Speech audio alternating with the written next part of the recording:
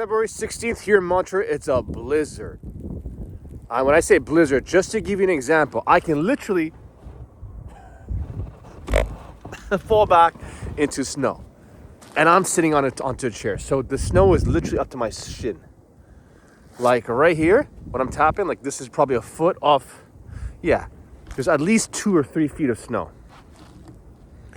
Now, the whole point of this video has to do with seasonal depression.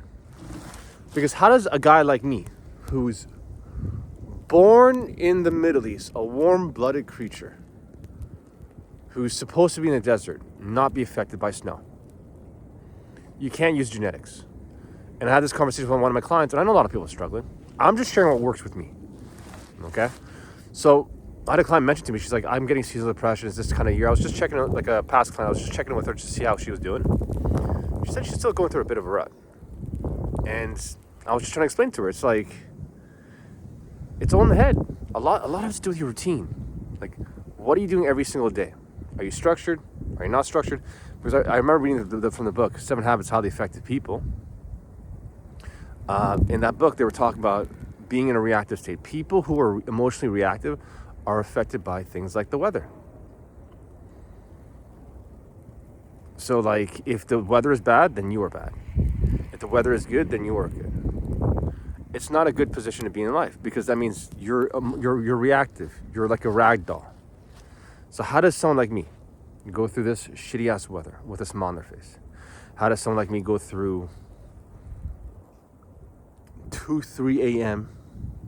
with a bicycle, biking to a gym with a smile on my face? What is it that I'm doing that I know that helps me overcome those quote unquote hard days which people feel seasonal depressed for? A lot of it has to do is just I'm aligned with my purpose. I know deep down inside me, waking up early and getting a morning workout in is something that not just overcoming an early wake up time. By me biking to the gym in an early time, setting up at the gym, and then doing a morning workout in a blizzard, that's hard enough. I don't expect anyone to do that to begin with. And like, I got up to that point. I went through my hard times doing Uber Eats on a bicycle. I bike through fucking shitty ass weather.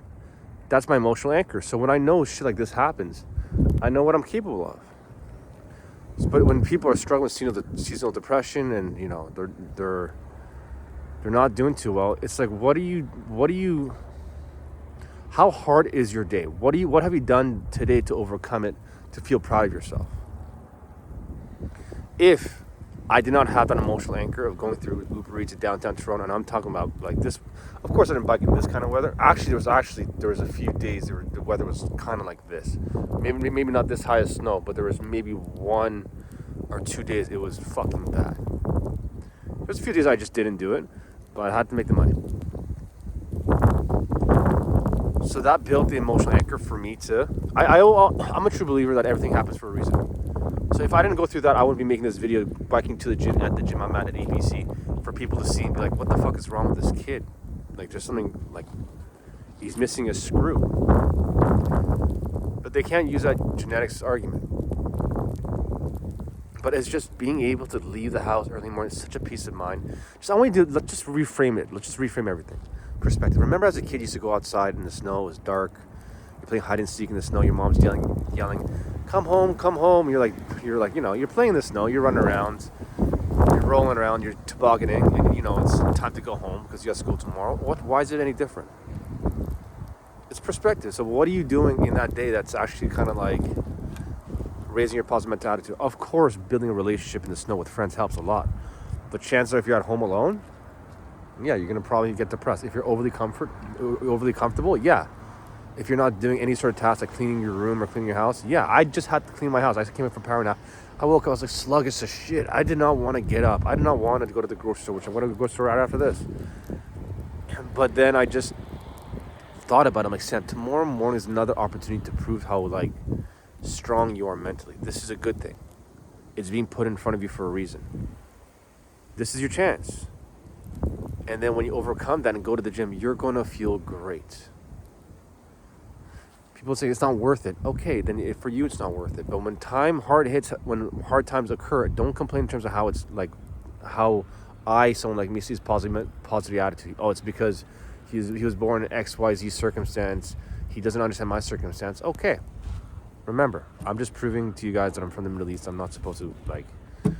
I was born literally with 40 degrees Celsius plus humidity weather. I lived in Kuwait and Dubai, like, literally half my life. I lived in Dubai when Dubai was nothing. It was just desert. It wasn't, like, the big known thing. I actually came back eventually, but the climate was different. It had nothing to do with financial circumstances. It had nothing to do with anything. When I moved to Montreal, I had fucking nothing to my name. I still cleaned. I scrubbed the gym at 3 fucking a.m.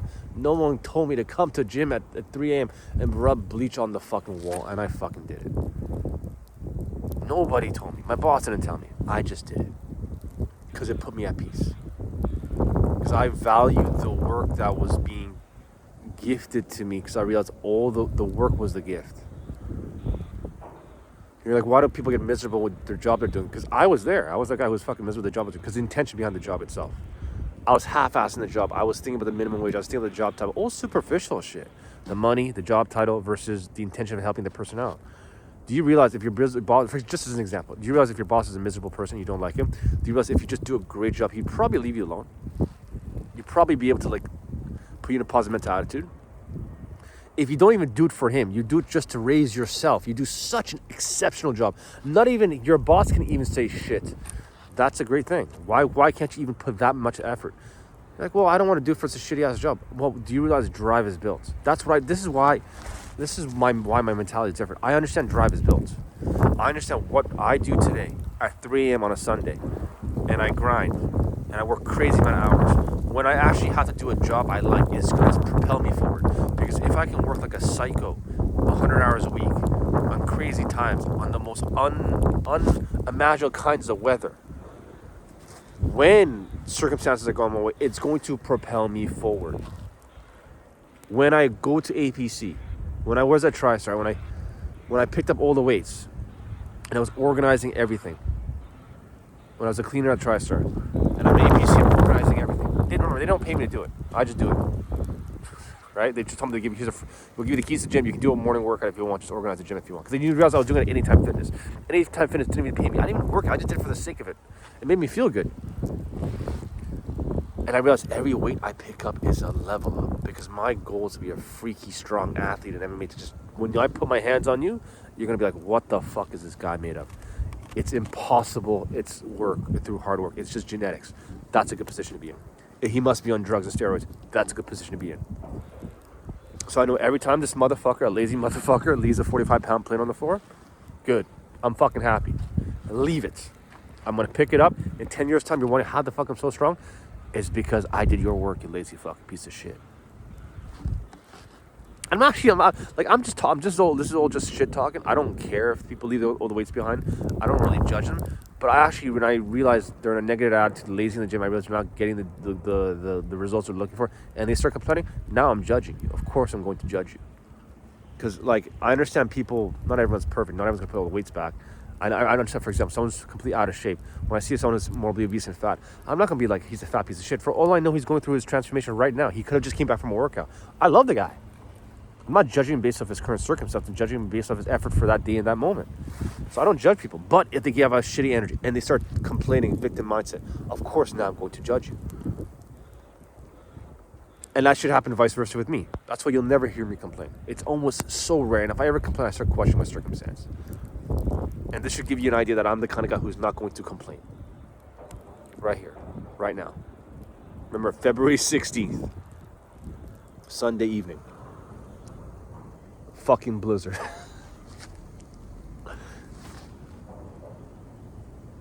And part of the reason why I came out to make this video right now is because I've been kind of slacking on these videos itself. YouTube videos, I've been pumping a lot of Instagram, but I tell myself, I don't know what I'm gonna do with this. I want to start making YouTube videos from my home. I was just re-strategizing things. I said, no, bro, fuck it. Let's just get back in the grind, because if I can, it's like a hard workout. If I can embrace the hard work right now, and I promise to you right now, I fucking swear to God, I'm at peace. I fucking love the circumstance. The fact that I'm going through this right now, I love. I think it's a gift. I think it was meant for me. People are always looking for strength during hard times, and when the hard time occurs, they don't overcome it. They question, why God, why me, why me? He's like, God gave you the obstacle. God gave you the heavy weight to pick up. You don't want to pick up your own weight, then fuck it. You deserve your pain. I understand that. So anytime anything hard happens to me, I see it as it's meant for me to grow stronger. So like when you understand that from your workouts, when you understand how to push the edges of the envelope for your workouts, when you understand how to like be disciplined, to make the sacrifices, to wake up super early, get those workouts in, train really hard, always push the edges of the envelope, always leave with a personal record. During any circumstance, especially when you're depressed, especially when you're down, especially when you're miserable, especially when you're anxious, when you understand how to build a positive mental attitude and overcome those circumstances, you realize that can be done through any form of work. The unfortunate thing with most people nowadays are button clickers. It just doesn't, like what I'm saying sounds great, but it doesn't click, pun intended. Okay, I know, like I said, I guarantee there's fucking people right now going to be miserable today, tomorrow. They're going to start like scraping their fucking the snow off the car, talking about how their fucking life is miserable. And then there's here me. And then they should question like, well, did you not foresee this? Why don't you wake up early and start preparing ahead of time? One of the best things I realized was the reason why I'm miserable half the time is I don't prepare. I'm like setting myself up for failure. And because I set myself up for failure, it's because of my lazy ass mindset, because I have a negative attitude towards scrubbing a car. And the reason why I don't want to scrub a car is because I don't want to go to a job that I don't like. And because I don't want to go to a job I don't like, because I don't value the job, because I don't value the income, I don't value the job title. I don't respect the fact that I have a job and I'm grateful for it. Then it creates a whole negative attitude in terms of my whole life around me. And then when you fuck that up, you start getting stressed out. When you start getting stressed out, you start eating like junk and you start getting lazy. And when you start getting lazy, you start not disrespecting your body. And then you don't train. It's like it's all linked. So when you do an early morning workout, you get the grind and you actually go through the momentum. When you actually push the edges of the envelope. And you do that every single day. And then you go through circumstances like these. You become super grateful. It's just an emotional anchor. It's such that you know you're not going to be in a dark place. You know you have an outlet. So like that's why cherishing the habits is the most important thing. That's why I partially regret not making these videos every single week for the past week or two. 1 or 2 weeks. I told myself I want to make it, again, prepare ahead of time. This is an accountability video for me. So if you guys watch these videos, I apologize. So like I'm learning. But because out of every circumstance, when there's a slip, pain plus reflection equals progress. It wasn't a massive pain. It wasn't like I was in a massive amount of pain. Actually, my business has been the best it's ever been. My clients are the best it's ever been. But I know for a fact YouTube is something I need to do. Putting my face on camera on this platform, longer format videos, is something I need to do. So I'm going to hold myself accountable to that and then make videos, a longer form video for you guys, just to make up for the time. It's like a form of punishment for me. Like, I want to be out here. I want to be speaking to you. I want to show you guys that, like, how you go through a circumstance means everything. And the only way I've learned to go through a circumstance like this with a high level of drive and positive mental attitude is attaching it to a deeper purpose. And my deeper purpose is I want to bring strength back into this world. I know for a fact, as much as people think IT or AI, all these things are great, we are losing strength on this planet. We are losing literally the foundation in terms of, strength is literally the foundation of the human being itself. There's the emotional happiness, there's the health, and there's strength. If you're strong, happy, and healthy, you're great. Once you lose strength, you're not going to be healthy or you're not going to be happy. I can say that for a fucking guarantee. I never heard anyone say, I'm so weak, I'm so happy. I never heard anyone say, I'm so weak, I'm healthy. So like, and everyone feels weak, everyone feels strong in their comfort zone. Once you come out to a circumstance like this, we'll find out how strong you are. We'll find out how strong you are when you're pushed the edge of the envelope. When you're not, it's just people always feel like they're good, they're comfortable. But then when their foundations of our life is shooken up, we'll see how emotionally strong someone is. So by me reinstalling strength into the planets, I feel fulfilled. Every time I know I'm doing that for the person, I feel great. I genuinely feel like I feel full of energy and love. It uplifts my spirit. Now, a lot of people are like, well, I don't know if physical activity is that important for human beings because we're evolving. I'm like, do you realize maybe aliens are coming back to this planet as a guinea pig? You see, again, we don't know. These UAPs, UFOs, we don't know. But just maybe, it could be a social experiment because those motherfuckers aren't reproducing. Those motherfuckers are scrawny as fuck, and they genetically mutated us to fast track our evolution because they're trying to reinstall human movement or strength back into our species as a whole because they are missing it. It could be their own petri dish. So when people say, well, aliens look skeletal, it looks like, that's the direction that we gotta go. Or maybe they're lost.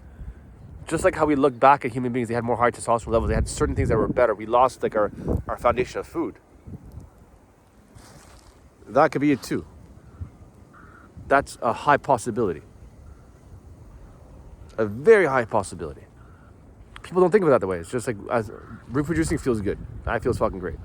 Lifting weights feels good. Getting strong feels good. It just feels right. Everyone who does it says it's right. People who tell me they don't like getting strong, I swear to God, when I go through the way I do it, they say with almost 100% guarantee. I say almost 100% guarantee because you have to go at least through 3 months of it. A month is good. A month you're like, yeah. 3 months is just like, it's like a bug. You just get wired. You feel grounded. You feel more, your energy is up. I've trained, especially females. They're a bit more timid. They're a bit more like reserved. And they walk around and they just fucking like control the fucking room.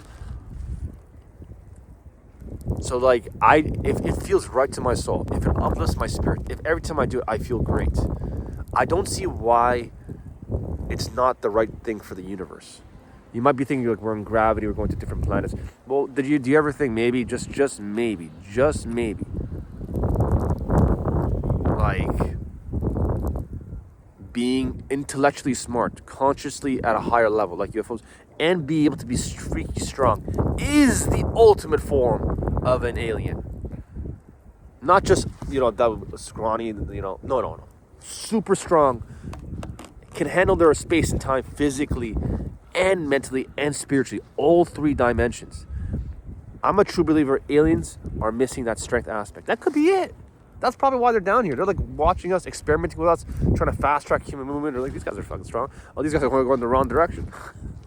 For all we know, I'm pivoting a little bit with this whole conversation, but I'm trying to show you guys like, the fact that you have to overcome something difficult physically, it means a lot. I mean, I don't know anyone I can look at them and be like they're emotionally normal because of it. They look normal during comfortable situations, but when shit hits the fan, I see how they react. It's never a pretty thing. And I remember being insecure and weak and shy, and uncomfortable in my own skin. Like, I do like you. At first, the goal is superficial. You want to look good, but you realize overcoming all this hard shit is really what uplifts the spirit. Always pushing the edges of the envelope. It doesn't have to be deadlifts and squats. It pivots. It could be something else. It could be rock climbing. It could be going for a run in this fucking weather. It doesn't really matter. As long as we have that like emotional anchor, it fucking means everything. And I say it means everything. In that moment, you're just at peace. You don't give a fuck of anything else.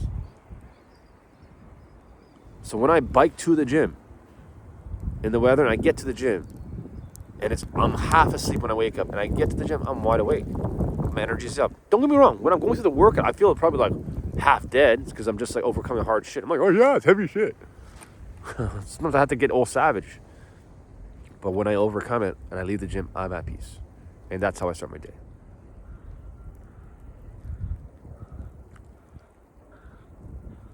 If that doesn't like motivate you or just question, like maybe it's right for you.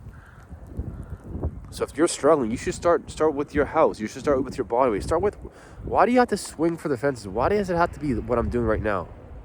Why does my chapter 10 have to be your, like, you're trying to turn your chapter 1 to my chapter 10 right away. Don't get me wrong, I can base off speaking to me, coaching through me, I can fast track. Literally, I've taken clients which would take an average person 10 years down into a year, within congested in terms of coaching. Just a transformation, the ability to just find a way to train, the way to think, the way to operate, the way to push, the way to operate on a very simple standpoint. Curveballs, relationship breakups, job curveballs, all these things. So a lot of times people are not paying. They're not paying me for information. It's not. It's more so the application, fast tracking results. That's really what it's for. And I've never met a client who's went through this with like perfect circuit scenarios. It's always, I wait for the curveballs. I wait for stuff like this. And I teach them when I make these videos. It's just like, okay, I see what the fuck Sam's doing. I'm seeing him do it. I guess like I need to reframe how I see things. And a lot of this came from the book 7 Habits of Highly Effective People. If you understand, in the book they talked about a guy who was in a concentration camp. I forgot his name. His name was I'm going to butcher it, but this guy in a concentration camp became such an inspiration. Even the Nazi guards were inspired by his actions. Even when he was in jail physically, he was free spiritually. In other words, the energy he was carrying in the concentration camp became inspiration to the guards themselves. So the guards were more in a box, mental box. All right, people, lots of love. I'm going to do some grocery shopping. I'm out. Love you guys.